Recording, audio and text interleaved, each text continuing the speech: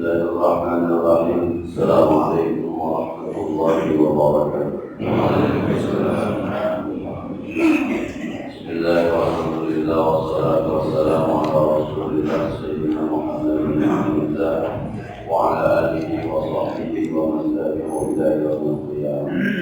Amma ba'du, wa Fatihah ila hadratin Nabi Mustafa Rasulullah sallallahu alaihi wasallam. Assalamualaikum warahmatullahi wabarakatuh. ومشايخنا ولجميع المسلمين والمسلمات والمؤمنين والمؤمنات خصوصا والوالدين بالسلوك بأسماء والديه بعمل أسبابهم بأشياء محمد محمد الجيد عبد الرحمن الشيخ الجيد عبد الوهاب الجيد عبد الصمد الشيخ الجيد محمد محمد بن عسى الشيخ الجيد شاب الحكام الشيخ الجيد عبد السليم محمد الشيخ الجيد محمد هاشم محمود Syekh Muhammad bin Ali Abbas Al-Maliki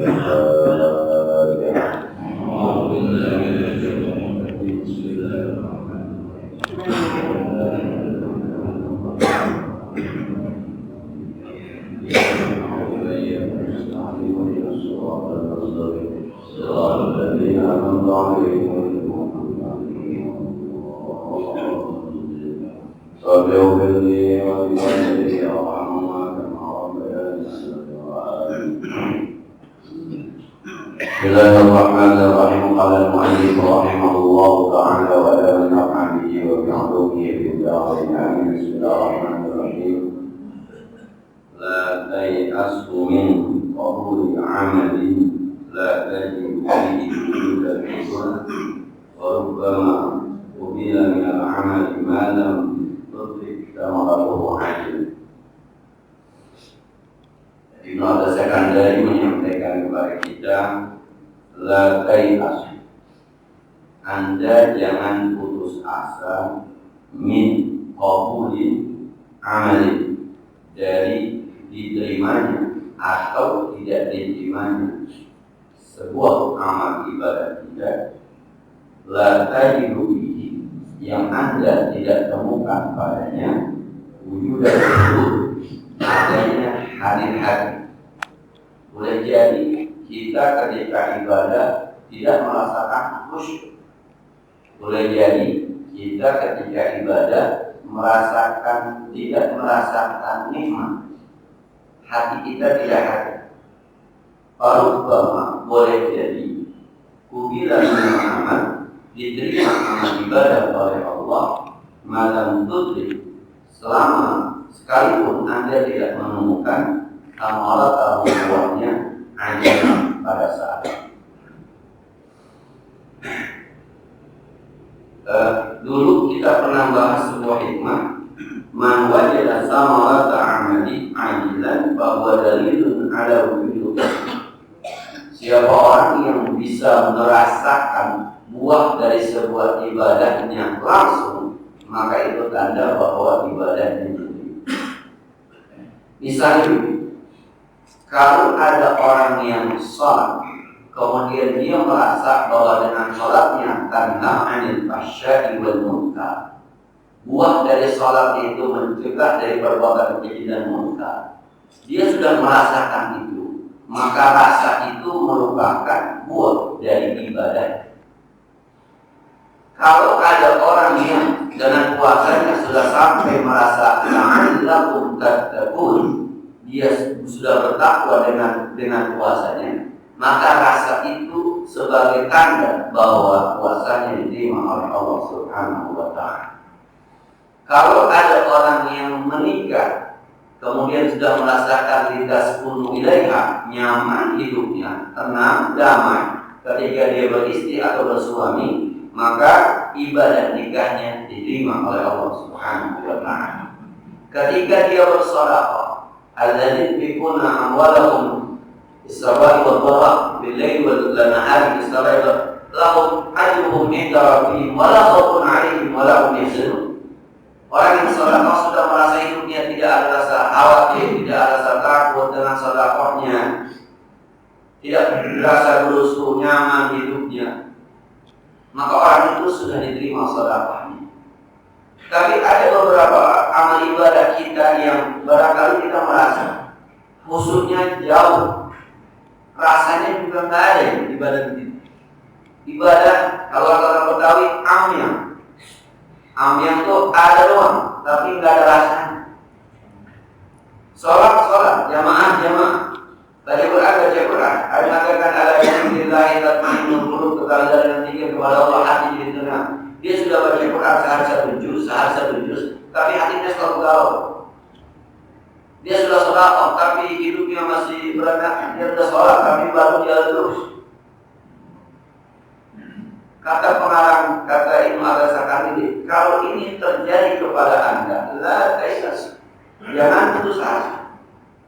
Sebab tidak selamanya penerimaan amal ibadah kita oleh Allah dibuktikan dengan buahnya. Tidak selamanya. Boleh jadi amal ibadah kita diberikan oleh Allah, diterima oleh Allah Subhanahu wa taala tanpa menunggu buahnya.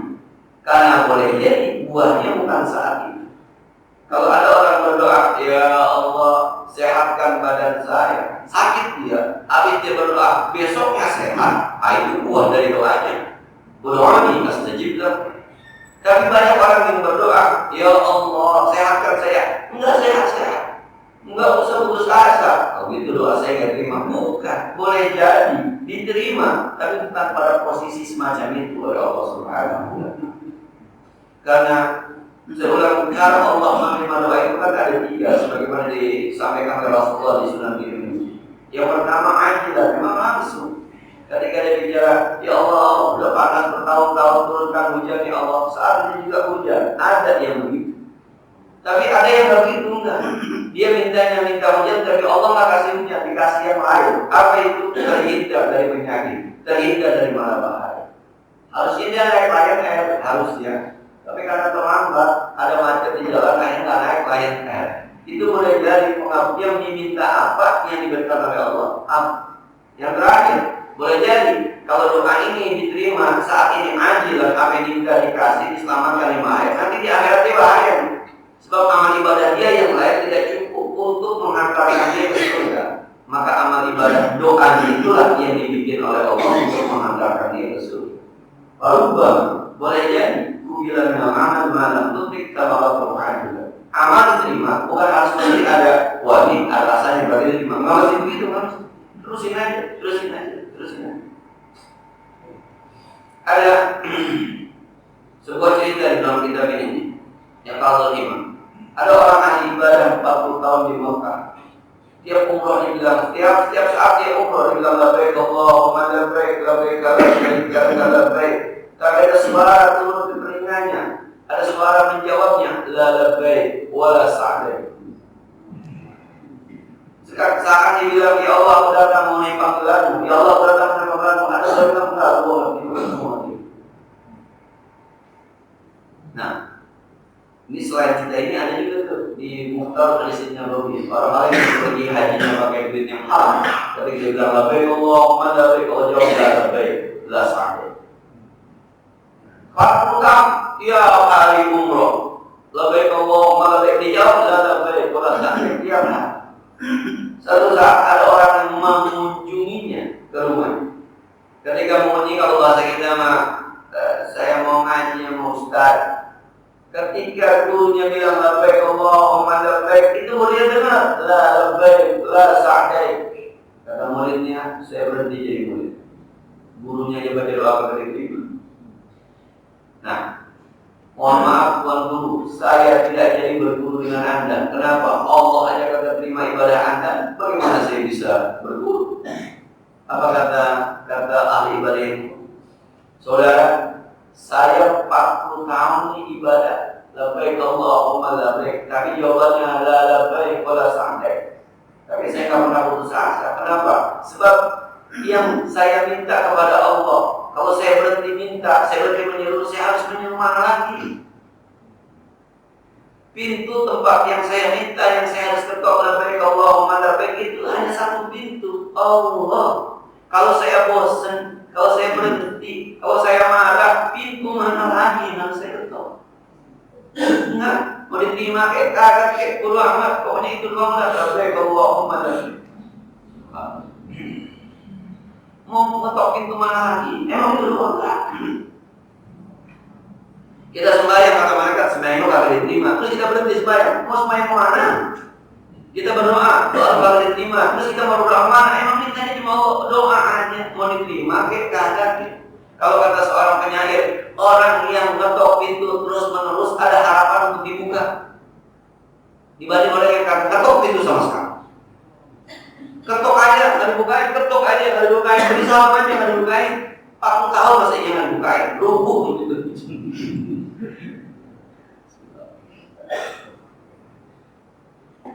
Nah, jangan takut asa.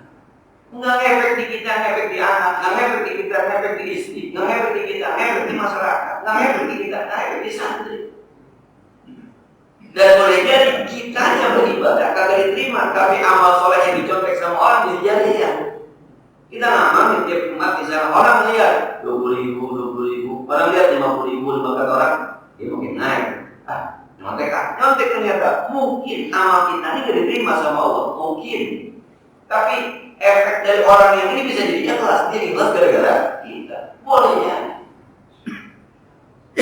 Di kita nggak ada hasil, tapi di orang lain terusin aja. Sebab memang tidak ada pintu lagi, tidak ada Tuhan lagi, tidak ada Allah lagi kecuali itu. Terusin aja. Jangan putus asa, jangan putus asa. Kalau kita sudah jangan pernah putus asa rahmat Allah. Sebab yang putus asa di orang kafir. Ya ayyuhalladzina asrafu ala anfusihim la taqnatu min rahmatillah innallaha yaghfiru dzunuba jami'an. Wahai orang yang sudah melampaui batas pada diri dosanya banyak yang jangan pernah putus asa. Kenapa? Sebab Allah rahmatnya meliputi segala sesuatu. Allah sayang. Nah, jadi nggak ada yang kita percuma ya. Pokoknya terusin aja. Pokoknya tahajud. Enggak amat ya, enggak salah amat ya. Nanti mau baca, di tengah-tengah mau ngomong. Ya, percuma buat tahajud. Enggak. Terusin aja. Ini pintu Allah, ini jalan kita. Dengan tahajud semacam itu mungkin kita bukan jalan, merangkak lama sampai. Tapi sampai bang. Karena ini ada harapan buat sampai. Dibandingin kakek jalan sama sekali. Bukan Ustaz, saya lihat ada yang lari, Ustaz jam 2 udah bangun. Iyalah, dia emang buatnya lari. Ada yang jalan Ustaz, saya merangkak. Nah apa merangkak, kita udah bergerak. Dia sampai rumah, kita ada harapan buat sampai. Bahasanya begitu, ketok aja pintunya. Assalamualaikum, gak ada orangnya. Ketok lagi, Assalamualaikum, gak ada orangnya. Sampai maghrib ada disuruh ketok, dibukain pintunya. Nah, terus pindah, terus sholat, terus tahajud, terus berdoa. Jangan pernah, karena tidak ada pintu lagi yang harus kita ketok kecuali Allah Subhanahu wa Ta'ala. Kalau ikraf ila karena ana abduka ma'asi'ataka mungkin rabbi dzunubi wa qad'aka fa in takfur ma'anta laysa ahlu wa in takfir ma'anta ahlu wa in takfir faman siwa. Ya Allah, apa ini abduka ma'asi'ataka hambamu yang penuh maksiat datang kepadamu mungkin rabbi dzunubi wa qad'aka ngaku saya dosa saya banyak, saya minta ampun kepadamu. Fa in takfir fa'anta lidzaka ahlu, kalau kau mampunin emang engkau yang berhak untuk mengampuni. Wa in takfur, tapi kalau engkau usir saya ya Allah, aman anjur silakan. Saya mau minta maaf lagi. Emang kau doang. Emang minta duit sama emak, sama bawa atau kalau dapat kira-kira aja emak. Kata emak semua dikit paling lagi. Soalnya kita juga banyak emaknya berapa dibagi kalau dicit ya gitu. Ya saya begitu. Maka kalau kita baca kitab Sayyidus Salihin itu perumpamaan orang yang tawakal kepada Allah, yang pertama, yang hebat itu seperti jenazah dimandikan. Orang kalau tawakal sama Allah yang kuat itu seperti jenazah dimandikan. Kalau yang ngelawan Pak, diguyur gimana aja iya, dibiringin iya, dipakai air kembang iya, dibungkus iya, nggak pernah ngelawan Pak, iya aja. Yang ngelawan repot Pak. Itu perumpamaan orang yang tawakalnya luar biasa. Wala tamutunna illa wa antum. Dia tidak mari kecil sudah mendekatkan diri kepada Allah. Suruh tahajud ngantuk-ngantuk, siap ya Allah. Suruh sedekah walaupun susah, siap ya Allah. Suruh baca Quran walaupun tergapa-gapa bacanya, siap ya Allah. Suruh jihad, siap ya Allah. Suruh ke masjid, siap ya Allah. Wala tamutunna illa wa antum muslimun. Yang kedua itu seperti anak kecil kepada ibu, ketergantungan kepada ibu. Anak kecil nih sama emaknya, diomelin balik lagi. Diomelin balik lagi. Iya, tapi rasa sayang sama hormat ke ibunya nggak pernah hilang itu. Bahkan kadang-kadang lagi diomelin, ada mundur, ada beruntung, ketakutan, ngumpet ke emaknya juga tuh, ngumpetnya berlindung di emaknya, minta duit sama emaknya, diomelin sama emaknya, balik lagi besok. Itu tawakal bisnis kita kan begitu. Nah, minta bebel segala macam, besok balik aja lagi. Kita baru dikit, emak juga yang diremehin mau ujung-ujungnya. Nah, teruskan saja ibadah kita walaupun belum berasa hasil. Kalau kita kembali ke awal, orang yang sholat inna sholata tanha 'anil fahsya'i wal munkar, ketika dia sholat tapi belum mencegah dirinya, maka sholatnya adalah thariqah. Ketika dia sudah sampai merasakan dirinya terhindar dari maksiat, maka itu sudah hakikat. Ketika dia sudah nyaman dengan sholatnya, nanti tidak berbicara ini dan itu, sudah enak berarti itu namanya maksiat. Ketika orang puasa, kutiba alaikum siyam, puasa, la'allakum tattaqun, yang belum dapat, maka puasanya adalah thariqah, metode dalam menuju kepada Allah. Nanti kalau sudah merasa ada takwanya, maka dia sudah hakikat. Justru dia akan nanti setelah tidak bicara soal enak atidanya, ini urusan saya dengan Allah, itu mati. Sedekah juga begitu.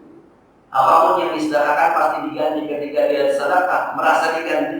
Sedekahnya, sedekah kagak diganti-ganti ya, sedekah makin miskin ya, nanti sedekah makin kaya, itu tarifahnya berberes. Terus ini, terus. Nanti kalau udah rasanya, kemarin bercanda sama teman-teman di sebuah taklim, pagi-pagi sedekah 50.000, sore-sore ada yang menang tahlil, baca doa pendek doang, banyak kan yang mau mereka diamplopin gopek, 50.000 jadinya gopek tuh. Nah, ya kalau dia baca Yasin, dia mimpin tahlil doa pendek sampai tausiah gopek mah wajar. Itu doa pendeknya doang, ujungnya doang mau naik, gopek, kagak layak itu. Nggak masalah. Tapi kalau Allah ingin berkehendak, bisa-bisa saja. Itu kalau itu sudah dirasa, besok sudah sampai pada hakikat, besok sedekah lagi, ada rasanya diganti lagi terus itu hakikat. Maka kalau sedekah belum diganti, terus sebab kita masih pada level nanti ketika sudah sampai tahapan sudah bermain lama pada hakikatnya, sudah tidak lagi berbicara tentang diganti atau diganti, udah nikmat aja diganti kan. Kalau tugas sedekah aja. Nah, jangan pernah putus asa. Maka Nabi bersabda, ahabul a'mali ilallahi adwamuha wa in qalla. Yang paling baik amal ibadah yang terus sekalipun sedikit, terus. Nah, makanya kalau baca surah Al-Baqarah, rumah nggak ada setan. Udah baca ini masih serem aja malam-malam. Baca kan? Kan kalau urusan nyaman, alhamdulillah, nyaman. Karena Nabi kan begitu ya, rumah bacain surah Al-Baqarah, sebab setan tidak betah di rumahnya yang dibacain surah Al-Baqarah. Panjang banget Ustaz, yang harus potong setannya sepotong enggak? Baca. Ada hadis lagi menyampaikan, Allah ada nyaman, ada zaman. Allah kan nggak pernah bosan diminta sama hamba. Mungkin kadang-kadang bosan. Jadi saya bilang ngetok pintunya jangan bosan-bosan. Assalamualaikum. Yang di dalam jawab apa? Waalaikumsalam. Nggak pernah bosan dia. Jawab terus. Jawab pada orang. Nah, dulu ada sahabat Nabi yang sengaja Rasul bersama 3 kali. Rasul bersama, Assalamualaikum, di dalam sahabat. Assalamualaikum, dalam. Assalamualaikum, 3. Rasul ada orang yang balik ke ya Rasul, kamu ada, aku nggak jawab. Saya jawab Rasul, mau pelan-pelan, emang kenapa? Biar Rasul doain saya 3 kali. Sebab doa Rasul mustajab. Assalamualaikum warahmatullahi wabarakatuh. Semoga Allah memberikan keselamatan, rahmat dan berkah buat kamu. Siapa yang doa? Rasulullah. Maka jawabannya Waalaikumsalam. Berhenti Rasul sekali doang. Nah, besok jangan usah datang dibiarin aja. Kamu itu biarin aja. Sebelum malu Ustaznya. Nah, jadi yang pertama sama pengarang kitab Ibnu Atas Sekandari, jangan terusin aja. Ngaji nih begini nih. Mana katanya ngaji bikin pinter, kan gua kagak paham. Terusin aja. Ini thariqah namanya. Al-ilmu bit-ta'allum. Ilmu itu dengan belajar. Belajar thariqah. Thariqah itu metode. Tidak semua orang belajar pinter, iya, tapi paling tidak kita sudah memulai untuk pada satu titik yang disebut ilmu. Kalau ininya pun gak dapat, ada kan kabar berita lain yang kabar gembira dari Allah. Man salaka tariqan yaltamis ilman sahalallahu tariqan ilal jannah. Siapapun orang-orang yang menyusuri jalan-jalan dalam rangka menuntut ilmu, Allah mudahkan jalan yang menuju surga. Udah mulai kita. Nah, ngaji hingga ketinggian, gua gak paham. Sama semua yang paham, udah ngaji aja. Yang paham susah ngamalinnya. Kalau pernah dipelajarin, kalau kata Ustaz Sabri, yang nggak ada yang tahu, nggak ada yang pernah nyampein, nggak ada yang tahu soal pengamalan masing-masing. Bukan berarti yang nyampein lebih hebat ngamalin dari belum tentu. Maka katanya begitu. Falyablu bisyahid, sampaikan orang yang menyaksikan kepada orang yang tidak hadir. Lil ghaib. Farubbama, berapa banyak orang yang disampaikan tapi tidak menyaksikan jauh lebih apal dibanding yang menyaksikan. Saya bisa bilang, Pak Haji kan pernah ngomong sama saya dulu begini-begini. Oh iya Ustaz, kapan ya? Boleh jadi. Yang ini lupa. Tuh guru saya Kiai Sufyan Hadi yang saya bilang dulu ketika saya gagal tes di sebuah perguruan tinggi negeri. Pernyataannya masih saya ingat aja. Mulai yang ente tuh punya kemauan. Allah juga punya kemauan buat ente. Tapi kemauan Allah beda sama kemauan ente. Yakinlah kemauan Allah lebih baik buat ente dibanding kemauan ente. Ada 5 tahun kemarin saya sampaikan kepada guru saya Kiai Sufyan Hadi. Kata guru saya udah lupa tuh pernah ngomong gitu. Dia udah lupa ngomong gitu. Dia orang dia nggak penting itu kata itu. Saya berasa betul gitu. Sampai sekarang lulus Alia tahun 93 saya lulus Alia. Tahun 93 selesai Alia itu kata-kata itu saya masih sampai sekarang. Kan itu yang bikin saya mau memicu. Iya. Yang ente mau sama yang Allah mau beda. Tapi yakinlah bahwa yang Allah mau jauh lebih baik dibanding yang ente mau.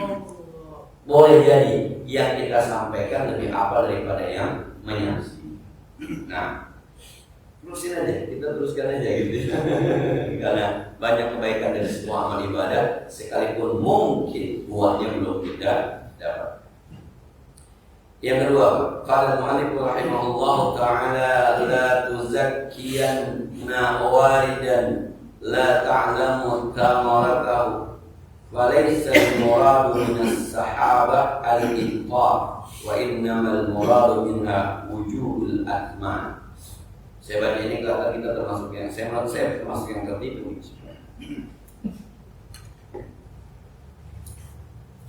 La tuzakkiyanna walidan, Anda jangan merasa suci dengan walid yang Anda jalankan. Jangan merasa, gue mau udah baca Quran, saya 3 juz aman gua. Gua tahajud tiap malam, ilokan, kata ilokan, gua masih masuk nerakanya. Gua sedekah tiap Jumat 100.000, 200.000, 500.000. Masa iya gua kagak sorry. La tuzakkiyan, hati-hati, jangan merasa suci.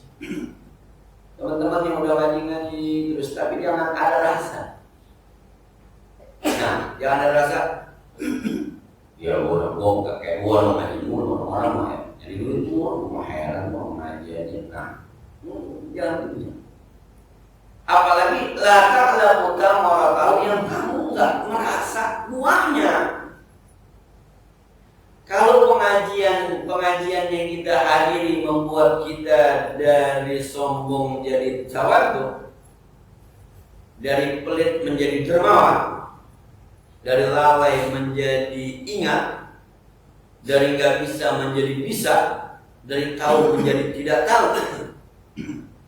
Nah, luar biasa teman-teman. Kalau tahajud kita mampu membuat kita semakin tunduk dengan Allah, kalau duha kita membuat kita semakin tahu diri kepada Allah, kalau sedekah kita bikin kita paham kita ini siapa terhadap masyarakat. Tapi kalau sekedar baru menjalankan rajin, duha rajin, sedekah rajin, tapi belum ada rasa efek-efeknya, jangan merasa suci. Jangan merasa bersih. Kenapa? Walaysa al-muradu minas sahabah al-imtar. Saudara-saudara, kalau ada mendung, itu yang diharapkan bukannya hujan. Anda salah kalau mendung. Alhamdulillah, mudah-mudahan hujan. Salah Anda. Buah dari mendung itu, hasil dari mendung bukan hujan. Tapi wa innamal muradu minha wujudal athmar.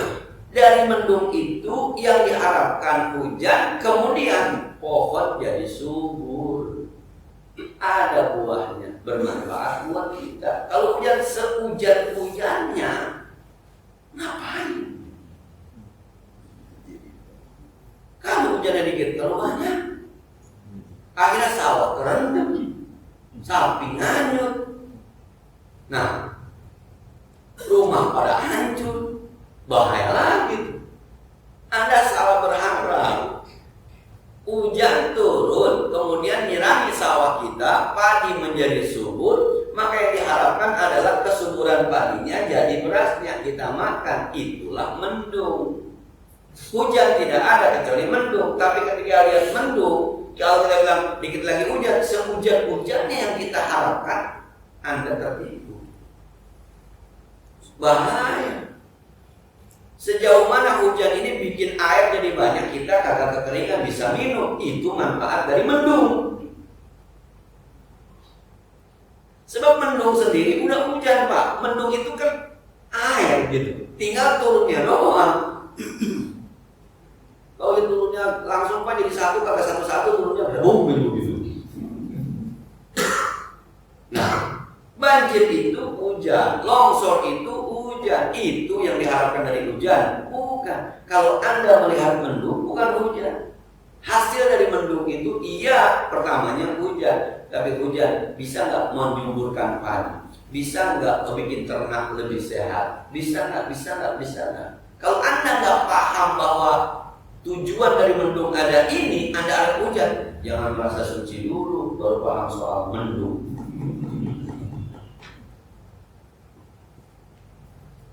Kalau baca bukunya Bihi Ma Bihi Jalaluddin Rumi, saya kadang-kadang suka godek-godek kayak gitu ya. Nah, ada raja mengutus seorang menteri. Menteri, kau pergi ke desa sana. Siap raja. Tolong buatkan saluran air di sana. Siap raja. Sampai di sana dia lihat sampah berantakan, ada sampah dulu dia bersihkan. Dia lihat di sana ada orang-orang yang harus dibantu, dia bantu orang-orang. Terus sampai waktunya habis, saluran air belum dibikin. Dia kerja banyak, tapi dia lupa untuk apa dia bikin. Kira-kira penilaian raja, Anda sudah sukses atau tidak sukses?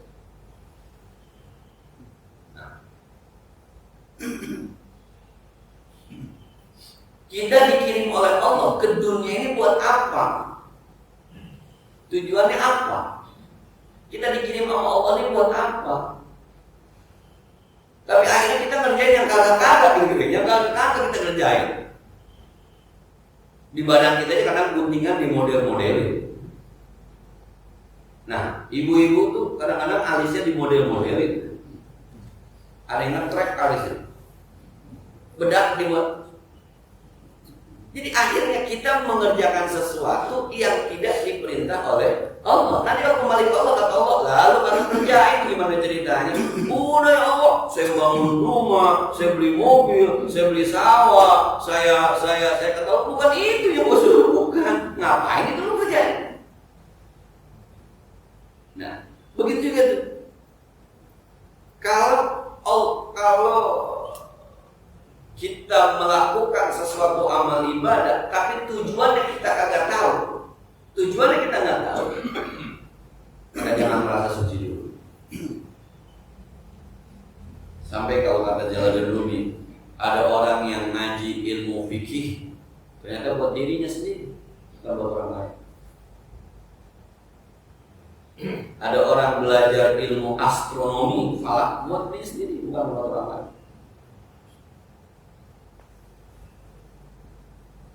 Iseng-iseng kemarin waktu mau ada di Anida ceritanya mau manggillah grup musik yang sedang naik daun. Ada grup musik yang buka harga. Mau sekolah apa ya sih ya? Kalau sekolah 80 juta, kalau luar sekolah 120 juta. Padahal yang dia nyanyikan itu lagu-lagu yang Islam, lagu-lagu yang sama kita layak lah buat didengarkan oleh murid kita. Satu lagi, sama masalah itu. Sekolah apa ya? Iya, 90 juta.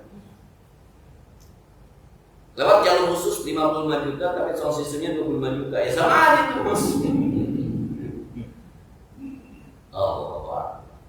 Sampai ketika saya ngomong nyantai sama istri saya, kata istri saya, itu mah percuma ya kita ngefans sama dia. Kita ngefans, kita demen lagunya, kita nyanyi lagunya. Iya, ternyata pas kita mau ambil luar biasa. Percuma gitu. Itu dia tuh dari. Jadi orang ketika bernyanyi lagu-lagu salawat itu apa sih tujuannya?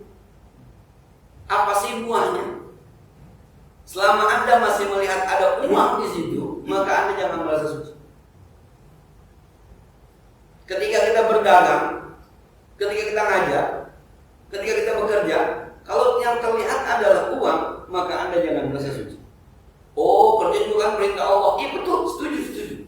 Tapi jangan merasa bahwa Anda sudah begitu sucinya dengan perintah Allah dengan bekerja. Bukan di situ tujuannya. Ini kita sering ketipu nih, ngelihat awan, tujuan kita adalah hujan. Kalau hujan kebanyakan, bahaya. Kalau hujannya dicampur angin kekencangan, bahaya. Bukan itu. Sejauh mana hujan bisa menyuburkan tanaman, sejauh mana hujan bisa memberikan kita minum supaya kita tidak kekurangan air. Itu yang penting. Tahajud kita betul, tapi ada samarahnya. Asa air ma'ata karabuka maqama mahmudah. Itunya tuh, bukan semata-mata tahajudnya, tapi efeknya. Sudah belum efeknya ke Anda? Sudah belum? Kalau belum terusin, tapi selama itu jalan jangan merasa suci. Akhirnya nyalain orang. Mohon maaf. Ini kalau kita lari ke fikih, Pak. Saya kan sampaikan. Coba dah kalau kita mapping. Kan kadang-kadang ada orang imam baca Fatihahnya nggak benar betul. Apa tujuan itu belajar Fatihah? Apa itu tujuan baca Fatihah? Kita baca Fatihah. Alhamdulillahi Rabbil Alamin. Pokoknya terlihat orang gitu kira-kira. Ar-Rahmanir-Rahim. Terus ada imam baca Bismillahirrahmanirrahim. Imam baca Fatihahnya orangnya tipis tuh, salah tuh. Apa itu tujuan baca Fatihah? Nyalain orang. Ini yang kadang-kadang kita tertipu. Nah, saya pernah juga ngerasain saat-saat semacam itu tuh. Ada penceramah di YouTube, di media sosial. Idza mata Adam in qata amaluhu illa min talaqatan. Min talaqatan dia. Harus selatan illa min talaqatan. Shadaqatin jariyatin awadun soleh. Tuh awalnya salah tuh. Harusnya waladin soleh. Hati saya bilang ini kayaknya ngajinya di buku, di bukan di kita. Lah, ketika saya baca ini, saya bilang apakah saya belajar nahu tujuannya buat itu tuh, buat nyalain orang? Akhirnya kita tadi merasa lebih pintar dibanding orang lain, lebih suci dibanding orang lain. Teman-teman yang dikasih rezeki lebih, kadang-kadang ada kalau di sinetron itu dasar orang miskin. Nah, apa Anda diciptakan jadi orang kaya buat begitu? Anda yang dijadikan orang miskin oleh Allah kadang-kadang dasar orang kaya pelit, biar mampus. Apa Anda diciptakan jadi orang miskin buat itu? Dan jangan merasa suci. Nah, kalau di mapping kan sebenarnya Allah Rasul bilang begini, la sholata liman lam yaqra bi ummil kitab. Enggak sah kalau di mazhab Syafi'i, tidak sempurna kalau di mazhab Hanafi, orang yang sholat tidak baca surah Al-Fatihah. Itu doang tuh hadisnya. Ambil kesimpulan para ulama. Coba lihat sahabat baca. Oh, berarti Fatihah ini wajib, rukun, kudu dibaca. Enggak dibaca tidak sah. Maka rukun sholat baca Fatihah. Turun lagi ke bawah. Kalau gitu kudu benar dibaca Fatihahnya. Itu begitu tuh awalnya tuh. Kudu benar dibaca Fatihahnya. Yuk kita bikin yuk syarat-syarat Fatihah. 1. Jangan berubah huruf. Bikin dulu. Sampai tasdidnya dihitung. Tasdidatul Fatihah. Tasdidnya ada sekian. Tuh. Antara kalau ada pelok gimana? Allahummanirrahim. Kata sembahyang. Kalau pakainya ini, Allah tebel. Dia bukan tebel Pak, kata bisa. Lah kata sembahyang. Terus kita salahin Allah, salah Allah, nggak bikin jepelo. Nggak begitu, enggak. Belajarlah, terus sempurnakan ibadah, sempurnakan. Tapi ketika proses ini berjalan, bukan buahnya bukan itu buahnya. Takarrub ilallah. Semakin kita bacanya bagus, semakin kita paham makna terjemahnya, semakin kita tahu maknanya, semakin tunduk kita kepada Allah. Ketika ada orang bacanya salah, mungkin dia udah belajar. Udah. Orang kita juga dimulai dari kagak bisa dulu. Nah, dulu saya pernah ngerasain diusir Pak, jadi anak kecil sembahyang. Belum sunat, belakang sono gitu. Itu diciptakan jadi orang tua, emang disuruh begitu? Maksudnya jadi orang tua, suruh musir-musir anak kecil sebagai masjid. Nah, jangan merasa suci dengan warid yang hati-hati kita. Kira-kira itu. Bukan di situ tujuan. Bini gua kok gampar lo kesel. Emang ente jadi suami diciptakan suruh gampar? Enggak. Coba lihat hadisnya, la tadrib wajha wa la tuqabbihha. Jangan pukul muka bini, jangan jelek-jelekin bini. Jelek banget Ustaz, lu milih. Yang milih siapa? Ente jadi suami itu bukan itu. Wa 'alal mauludi lahu rizquhunna wa kiswatuhunna bil ma'ruf. Hai para suami, tugas ente cari makan, cari rezeki yang ma'ruf buat istri ente. Itu tugas ente. Nanti ada buahnya. Apa buahnya? Siapa orang yang capek tidur mencari rezeki buat keluarganya, maka ketika dia tidur malaikat berdoa, Allahumma fir lahu, Allahumma arhamhu. Itu buahnya. La tuzakkiya, jangan merasa suci. Aduh, saya baca ini malah kayak ini, gue pernah ngerasain yang begini nih, menyalahin orang mulu. Kalau ibarat orang main jurus, maka udah dapat 5 jurus Pak, mana-mana udah berciak gitu. Gurunya memang udah bisa terbang, tapi jelas Pak, lebih biasa aja. Gurunya bisa terbang Pak, tapi biasa aja. Yang baru-baru ini nih. Orang kaya kalau baru setengah jiwa, orang kaya kalau baru. Belum kayak kita baru punya motor, baru punya mobil, rasanya pengen ngelapin aja. Nama aja pengen nanya, baru Bang, iya nih, kontan saya beli, nggak ada yang nanya kan? Kalau baru. Saya dulu pernah bawain seorang guru kitab, karena dia bilang begini, orang perempuan haid boleh masuk masjid. Kata dia begini, saya sudah cari-cari di hadis-hadisnya, nggak ada hadis yang melarang perempuan haid dan nifas masuk ke masjid. Luar biasa. Saya waktu itu masih kelas 2 alia, yang ngomong guru alia waktu itu masih ada orang. Akhirnya di ruang guru saya paranin sebelum kita, tuh Pak baca. Nih, ternyata gurunya nggak bisa baca kitab, kan makin kesel aja saya. Baik, kata Rasulullah, inni la'u'ilal masjid li'ha'idin wa nifasin, rawahu Abu Dawud. Aku tidak halalkan masjid bagi orang perempuan yang haid dan nifas, riwayat Imam Abu Dawud. Bapak, enggak ada hadisnya di mana nyari ini? Enggak ada, saya waktu jadi mahasiswa, saya suku bola, teman-teman saya cari-cari enggak ada. Waduh, jadi hadisnya ngumpul-ngumpul, sebenarnya berapa kali Pak? Pulang saya cerita sama bapak saya, dulu ngelin saya bapak saya, ada dulu. Dulu ngelin saya. Karena merasa pintar saya, merasa tahu saya. Pulang bapak saya, enggak punya adab. Pokoknya guru mau ngomong dengerin aja, biar lu tahu kalau lu salah, biarin aja. Ntar ada orang lain yang berhak lebih tinggi, lebih layak buat menegur Tuhan dan dulu. Ada gurunya. Pernah saya merasakan hal seperti itu. Ada sekian, jangan merasa. Jadi kapan-kapan imam, bahkan ada hadis mengatakan, sallu khalfa fajidin yudin. Salatlah kamu di belakang orang benar atau orang atau benar. Aja. Bahkan ada hadis, kalau anda datang ke rumah orang, maka yang punya rumah lebih afdal jadi imam, sekalipun tidak lebih alim dari dia. Saya datang kemari, mungkin teman-teman punya pikiran, saya patah jadi imam, maju mulai. Tapi di sini yang layak jadi imam, yang punya, yang tuan rumah bukan kan? Itu hadisnya banyak. Maka kapan sholat di rumah saya? Oh, kan nggak tahu imamnya siapa? Di mall imamnya siapa? Nggak tahu kan? Udah jangan dipotong. Allahu ahad, Allahu samad. Ikutin aja Pak. Walaupun hati tetap masih bohongin deh. Ya, coba saya bisa.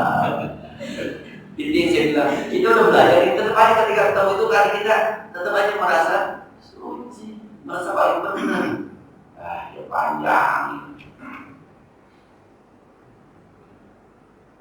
Kalau orang minta begini Pak, ini akhirnya sudah Astagfirullahaladzim, astagfirullahaladzim kita nggak boleh itu Rasulullah.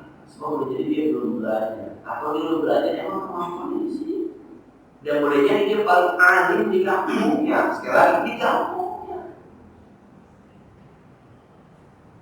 Bahas dia. Maka kalau udah begini-begini, kalau udah begini rasanya kurang pas juga memang kalau bikin undangan pakai kiai haji. Terhormat kiai haji dan keluarga besar kayaknya begitu kayaknya.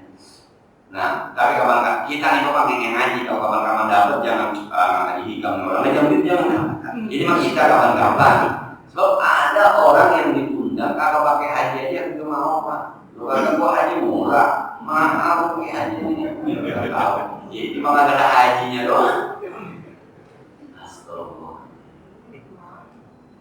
Nama saya itu paling susah ditulis. Jadi ada orang yang tahu namanya doang Ulay. Maka kadang-kadang bikin undang tuh Kabupaten Terhormat UST Ulay. Udah segitu doang. Dia senyum. Ada yang nulis Ustaz Ulay. Nggak ada P-nya Ulay. Kalau nggak ada A-nya Uli. Aja, coba. Apa salah? Dia nggak tahu. Dia nggak pernah punya tulisan nama saya ke apa.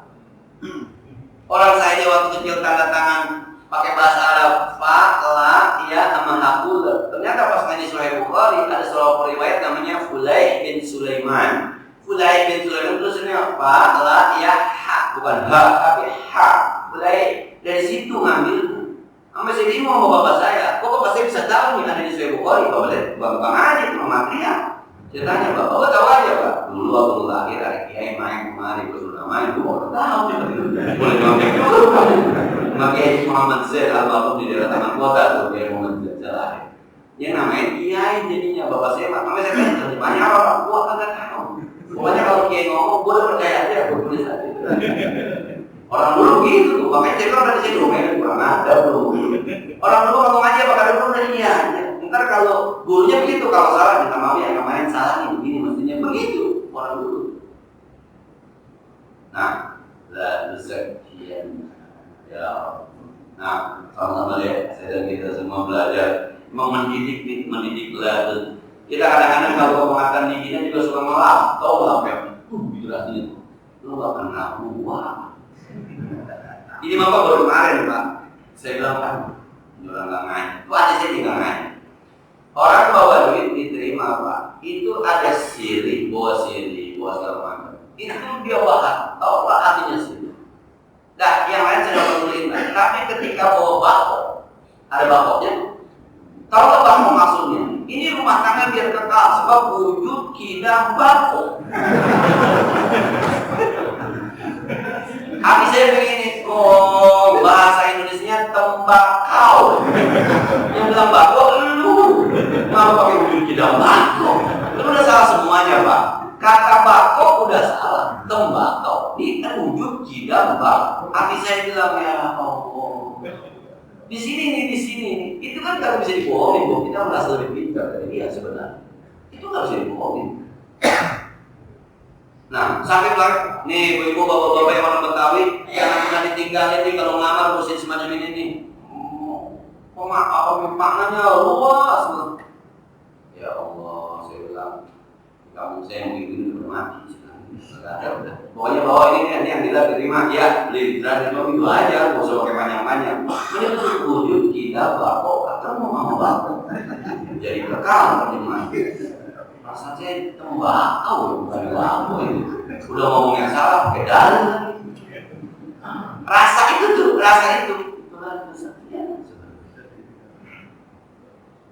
Nah, jadi waridan. Kalau kita belum tahu ujungnya seperti apa, amalannya seperti apa. Belajar saya juga mau cerita aku pengen semua. Jadi kadang-kadang merasa. Lagi sembahyang, karena ada kori baca panjangan dan wajib jadi matobi ini. Ada baca apa namanya innalladzina amanu alika panjangan. Itu aki ngomong panjangan itu sebenarnya ilmu apa sombong? Nah itu dia. Itu kita ilmu apa sombong? Nanti ujungnya yang mungkin minggu besok, ntar kita hanya menyembah ilmu, bukan menyembah Allah.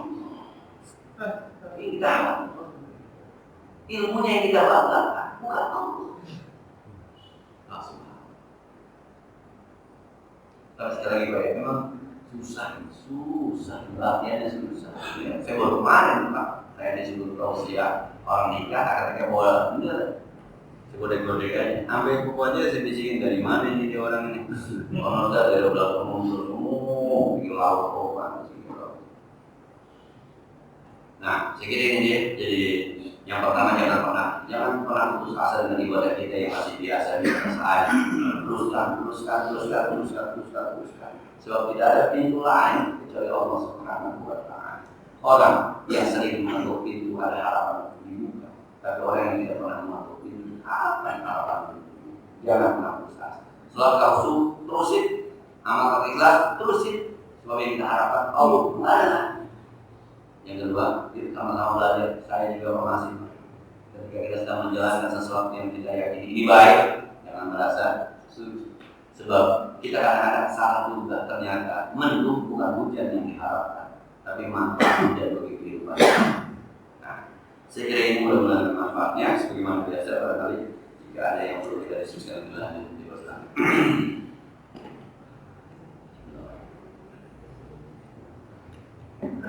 Sudah bermanfaatnya. Al-Fatihah. Bismillahirrahmanirrahim. Alhamdulillahirabbil alamin arrahmanir rahim maliki yaumiddin.